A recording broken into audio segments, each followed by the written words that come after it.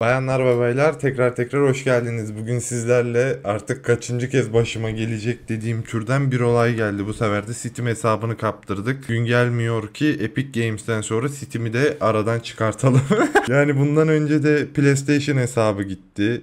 Aldım sonuçta da. Sonra Epic, ondan sonracığıma şimdi Steam. Bundan önce birkaç tane daha hesap vakası yaşamıştım. Yaşıyoruz. Oluyor böyle şeyler. Alıştım artık. Kurtarmasını da biliyorum artık en azından. Tık tık yapıyorum. Bu sefer Steam'de bu sorunu yaşadım. Şu an burada oluyor. Şu an bu tarafta zaten bilgileri şeyleri vereceğim. Şimdi başıma neler geldi ilk önce kısa bir özet geçeyim. Ondan sonracığıma nasıl bu olayı çözebileceğimiz hakkında size yardım edeceğim. Çünkü başıma geldikten sonra ilk iş doğal olarak YouTube'a girdim. YouTube'dan sonra bir bok bulamadım. Forum sitelerine girdim. Oradan da bir bok verim alamadım. Sonra en son kendim kurcalaya çözdüm. Yani bu olay biraz Steam'in destek sayfasına yazmak biraz ızdırap. Normal şimdi sayfayı açıyorsunuz. Dur bunun da kaydını almam lazım benim. İlk öncelikle daha önce bir video çekmiştim ya CSGO kasa açılımı ile ilgili. Oradaki eşyalarımı aldılar ilk öncelikle. Hesaba girmişler. Hesaba girdikten sonra da çaldıktan sonra ilk önce inventörümü boşaltmışlar. Sağ olsunlar. Bir kuruş bırakmamışlar.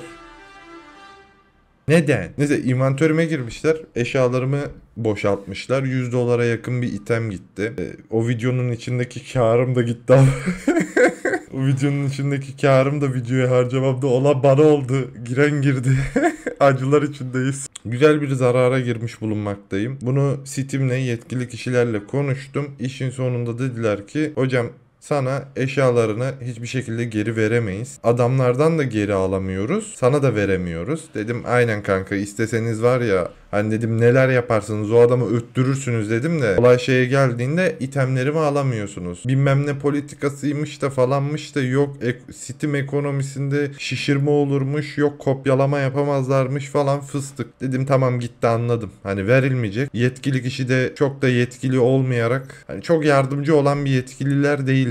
Steam support da o kadar güzel bir support değil. Adamlar parasına bakıyor işte ne diyeyim. Daha taze olduğu için canım yandı. Ondan sonra asıl olay yanda ekranda zaten görüyorsunuz mesajlaşmalarım bu konuşmalar sürecinde işte şurada çıkıyordur. Onları Steam desteğe özellikle maalesef adamlar İngilizce destek verdiği için İngilizcem yok nasıl yapacağım falan diye şey yapmayın. Günümüzde yapay zeka dolu. ChatGPT'den yararlanın. Çeviri kullanmayın bu arada. Çeviri güzel çevirmiyor yani. Google çeviri güzel çevirmiyor. ChatGPT gibi yapay zekalar kullanarak bir şeyler yapabilirsiniz. En azından dersin bunu Türkçe'ye çevir. İngilizce, Türkçe yazdığın şeyi bunu İngilizceye çevir. Dil ve imla kurallarına da uyarak ya da resmi bir şekilde bu yazdığım metni İngilizceye çevir tarzında bir şey yazarak adamlara kopyala yapıştır yaparsın. O şekilde yollayın. Ben de o şekilde yaptım zaten. Çok iyi İngilizcem hani ortalamanın ben kendimle altında diyorum da ortalamanın altı ile ortalama arasında benimki yani böyle anlıyorum. Do you speak diyorum bitiyor bende. Sonra bu konuşmalarımız vesaire oldu. Steam'le en son attığım mesajda da hani dedim tamam bana bir şey veremiyorsun. Bari dedim buradaki şerefsizleri dedim. Buradaki piçleri dedim. Minimum 2 kişi olduklarını öğrendim. Onların hesaplarını buldum. Kendim araştırdım. Hani izledim. İzleri takip ettim. Onları da reportladım. Dedim de bunları Steam'den engellemem benim umurumda değil dedim. Bunlara bari elinde data var, veri var dedim. Bunları git dedim yasal olarak paylaş. Hani bunu yapabilirsin dedim. Çünkü bunlar başkalarının da parasına çökecek dedim yani. Bunu önleyebilecek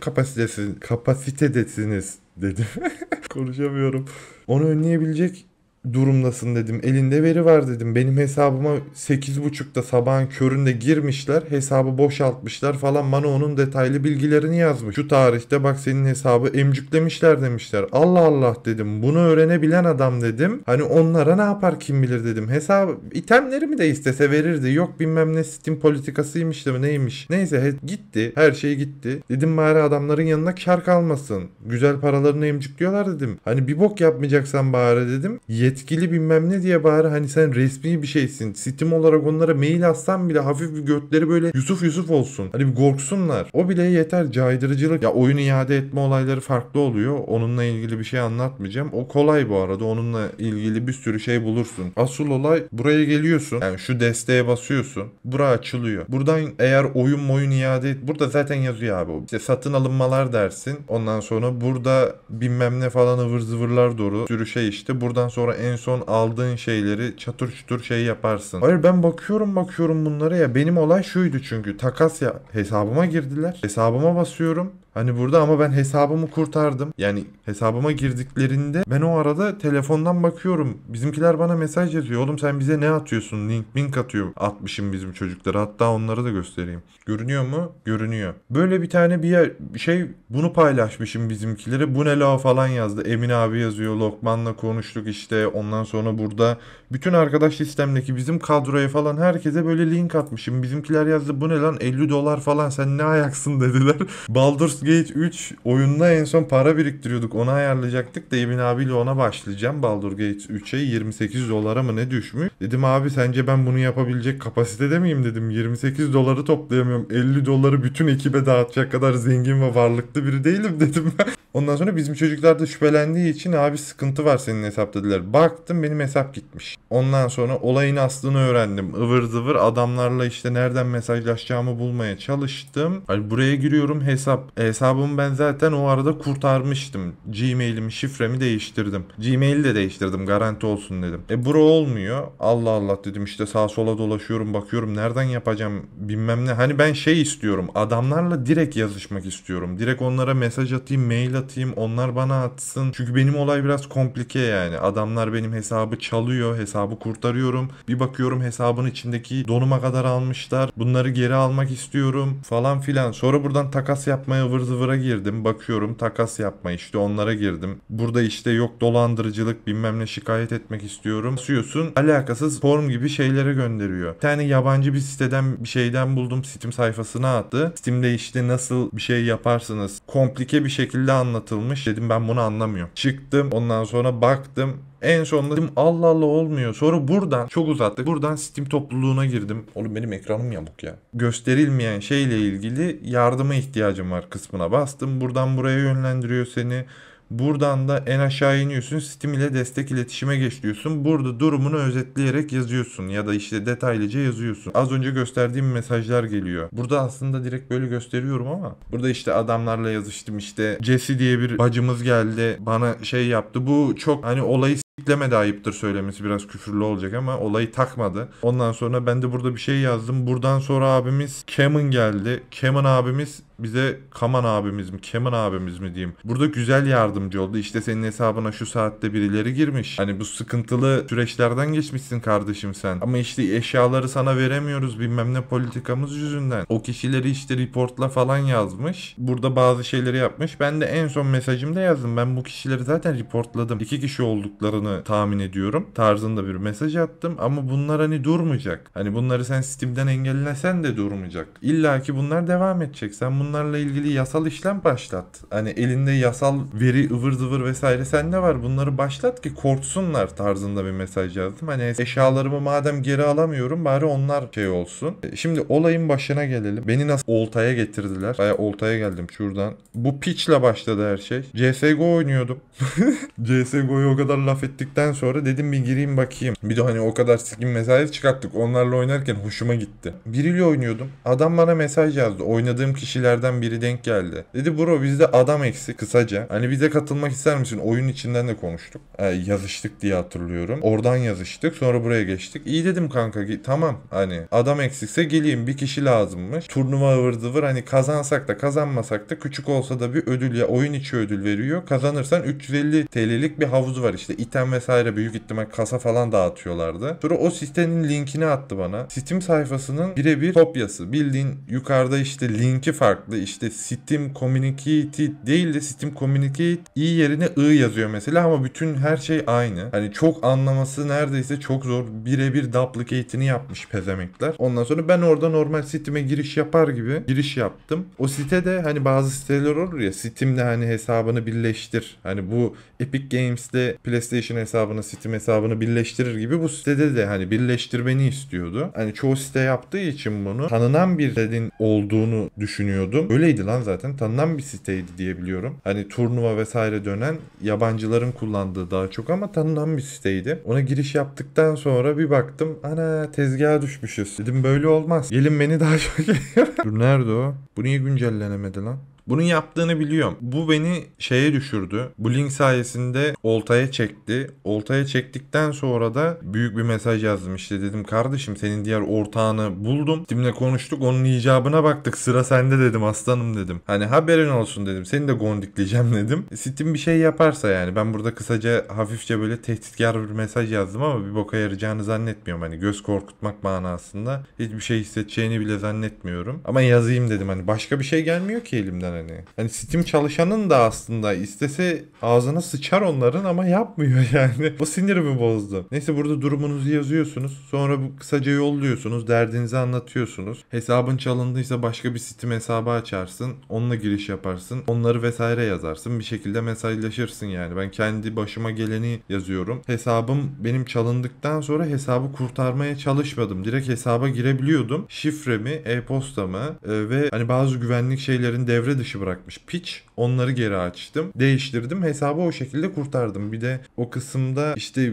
girilen bütün aygıtları çıkar diye bir kısım vardı. Bir kere ona bastım. Artık hani nereden girdilerse hepsinden de attım herkese hesaptan. Onu yaptım. Değiştirdim. Sonra hesabı güvene aldık. Hesap kurtuldu. Bir de ne olur ne olmaz. Çünkü çoğu kişi forum sitesinde şey yazmıştı. Bir virüs taraması yaptım. Casus yazılımı sızmış olabilir. Linke bastıktan sonra bilgisayarınıza girmişlerdir falan diye. Dedim hadi onu da yapayım. Bir tane şüpheli bir şey çıktı. Casus yazılım mıydı, dosya mıydı onu bilmiyorum ama bir şey çıktı. Tehditli bir tehdit yazıyordu. Bir tane tehdit yok edildi falan virüs tarzında bir şey çıktı. Belki casus yazılımıydı. Hiçbir fikrim yok. O da gitti. Onu da sildik. Ücretsiz bir tane şey bulduydum. Onunla çatırt diye tarama yaptım. 2,5 saat taradı bilgisayarı. Sonra bir temizledi. Dedim dursun köşede. Ayda bir yapacağım diyor. Gel dedim sen de oradan ekmeğindesin. Neredeydi? Dur buradan ben kendim ekran görüntülerini açabiliyor muyum? Açamıyorum. Steam'e gönderdiğim görüntüyü ben niye açamıyorum ya? Buradaki şu isimdeki piç benim işte AK'ye çıkan skinimi, Strike MP9 skinimi bir de yaban ateşli AWP'mi zaten en değerli en pahalı olan 75-80 dolar değerindeki skin gerileriyle beraber işte 100 dolara yakın bir şey yapıyor. Bu üçünü kendi inventörüsüne atmış piç. Yani okul çocuğu diyeceğim ben buna. Anasız babasız. Neyse işte bunun şeyini onlara attım.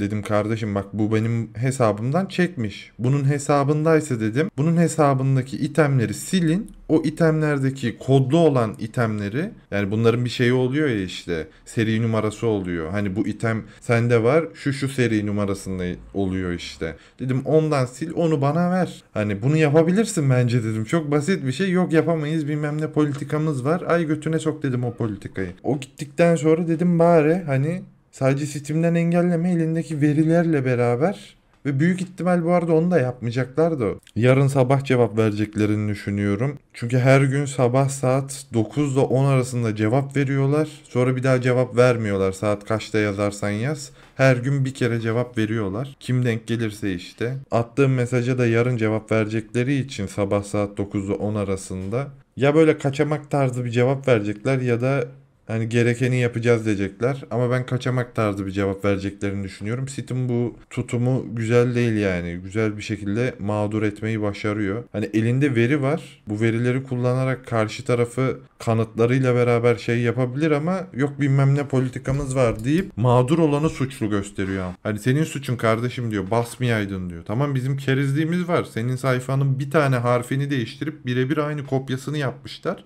Ben de gittim ona bastım. Normal QR kodla girişimi yaptım. Sonra hata verdi. Hesabınız işte girilemedi bilmem ne dedi. Allah Allah dedim. Bir daha denedim. Bir daha denedim. 2-3 kere denedim. Bir daha 3 kere denedim. Hani girmedi böyle. Allah Allah olmuyor dedim. Sonra öteki çocuğa gidiyorum diyorum ki hesabı giriyorum ama dedim hani site falan şey yapmıyor. Sonra denersin falan yazıyor bana.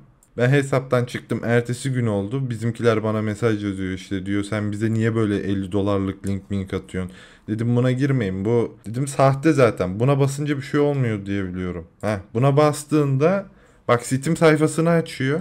Ama bak yukarıdaki şey farklı. Hani buna bastığında giriş yap dediğinde diyelim bir şey olmuyor. Seni birebir böyle atıyor. Galiba beni bu sayfaya yönlendirmişti. Sonra burada girişini yapıyorsun. Ama bu hesap direkt burada giriş yaptığında adamlara gidiyor. İşte buraya hesabının adını girdin ya da QR kodla girdin ve izin verdin. Direkt seni şeye atıyor. Ne denir ona? O adamların işte o kimse o hesabını kullanacak kişi o tezgahın içine düşüyorsun. Adam senin oradan bilgilerini emcikliyor. O siteme zaten direkt senin adına giriyor. Hesabını kaptırmış oluyorsun. Çok kolay bir yol. Yani bunu işte yok oyun hesabıyla ya da şeyle çok yapıyorlar. Hani bunu başka türlü daha güzel şeyleri var. Adam bana şuradan şunu attı. Bu şu an link çalışmıyor da. Kardeşim şüpheli kimlik avı bilmem ne diyor. Yoksa devam ettiğim. Böyle bir turnuva sitesi, tamam mı? Bu turnuva sitesi de sahte büyük ihtimal. Ama böyle bir turnuva sitesi var. Hani normalde var. Hani buna benzer biz ekiple de daha önce bu birkaç tane şeylerine girmiştik. Bu tarz bir tane turnuva sitesi. Buna işte Steam'in hesabınla bağla diyor. Ya da Google hesabınla bağla der. Onunla bununla bağla der. Buna bastığında denecek mi? Bir daha kaptırıyormuşum ama. Sayfa açılmıyor lan. Neyse sonra o açılmıyor. Şeye yönlendiriyor. Şuradan göstereyim. Bunu açayım. Böyle bildiğin normal Steam sayfasına atıyor. Az önceki şu gösterdiğim Steam giriş yap. Bunu açıyor. Burada readme kod ıvır zıvır bilmem ne yazmıyor. Sadece bak normal. Oğlum neredeydi? Ha, steamcommunity.com ıvır zıvır yazıyor işte. Oradaki sadece i yerine atıyorum I değişik. Hani I koymuş. Y yerine Z koymuş. Hani öyle küçük bir şeyi değiştirmişler. Birebir de applicate. Linke bakıyorsun çok bir fark yok. Hani gözüne çarpacak laks diye öyle anlayacağın şey yok. Daha uyanık olmak lazım bu tip şeylerde. O şekilde oltaya düştük. Oradan hesabı kaptırdık. Sonra adamlar hesaba girip çatır çutur emcüklemiş. Hani bunun farklı yolları da var. Sana oyun invite'ı atıyormuş gibi yapıyor. Gel kanka diyor, bilmem ne diyor. Adam eksik der, bir şey der. Ya da işte normal invite gibi bir şey atar. Ona basarsın. Sana der Steam'e giriş yap. Hani oyuna girmek için Steam'e giriş yap der. Ondan sonra sen o arada boşluğunda tık tık girersin. Girişini yaparsın oyuna gireceğim diye. Bir bakmışsın hesabı kaptırmışsın. Böyle oltalama yolu. Koca Rockstar'ı böyle oltalayıp da GTA 6'nın fragmanını sızdırdılar ya oğlum. Biz mi düşmeyeceğiz buna? Koca Rockstar düşmüş. Çalışanları düşmüş. Biz nasıl düşmeyelim? Bu şekilde başımıza bir badire geldi. Siz de dikkat edin başınıza gelmesin. Ben de ne yapayım, bunların içeriğini yapıyorum işte. Başımıza geliyor. Bari paylaşalım diyorum. Tatsız bir vaka. Yapacak bir şey yok. Uğraştık, ettik. Yani ben aslında fazla uğraşmadım. Girdim, bir şekilde buldum Steam destek şeyini. Buraya şeyleri yazdım. Sonra zaten buradan devam ediyorsun. Burada direkt çıkıyor. Buradan yazıyorsun. Burada yazdım, adam yazdı. Yazdım, adam yazdı. Çok bir sonuca ulaşamadık. Hesabı çünkü zaten girdim, kurtarmıştım. Olayın başındaki link olayını anlattık. Başka bir sıkıntı var mı? Hesap çalındı. Sonra kurtarma serüvenimi anlattım. İletişime geçtik. Anlattık. Dolandırıcının planını anlattık. Amaçları insanları olduğunu. Hesabı geri alma serüvenimi daha çok Steam destek bana yardım etmedi. Ben kendim zaten önce davranıp adamlar benim şifremi veya bir şeyimi değiştirmeden ya da şöyle oldu ki bence böyle olma ihtimali de yüksek. Benim hesabımı oltaya taktıktan sonra aldılar. Bazı böyle işte ismi vermek istemiyorum da legal olmayan bazı siteler var. Oradan hesap işte 25 TL ya da ne bileyim 1 dolar 2 dolara hesap satıyorlar böyle. Random hesap. Hesaba girdi adam, inventörü oradan benim hesabı satın aldılar. Ondan sonra anonim biri hesap satın aldıktan sonra gitti, o hesaptaki içine girdi, baktı neler var, itemleri gördü, kendi hesabına attı. Ben de o arada zaten biraz daha önce davransam belki eşyaları kurtarırdım. Çünkü hesaba 2 tane şüpheli giriş yaşanmış diye anladım. Bir tanesi bu itemleri kendine aktaran, bir tanesi de önceden hesabı alan kişi. Hesabı aldıktan sonra satıyor diye tahmin ediyorum. Ondan sonra sattıktan sonra da o elemanla hesabın içini boşaltıyor. Steam'de bunun önlemine geçemiyor, şey yapamıyor. Hani uğraşmıyor. İstese yapar ama yapmıyor. Bilmem ne politikası deyip yok şey deyip arkasına sığınıyor. Bu adamların yanına kısaca bu kar kalıyor. Millet de yapmaya devam ediyor. O yüzden dikkatli olacaksınız. Götü kollayacağınız. Yapacak bir şey yok. Bu işler böyleymiş. Öğrenmiş olduk. En azından düşük meblağ değil. TL'ye çevirdiğinde hemen hemen 4K'ya yakın money gitti ama düz hesap.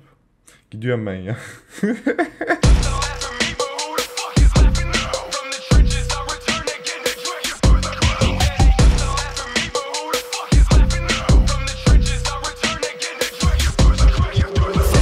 My universe, I guess they call it life. Got some skellies by my side, I try to keep them out of sight. Out of my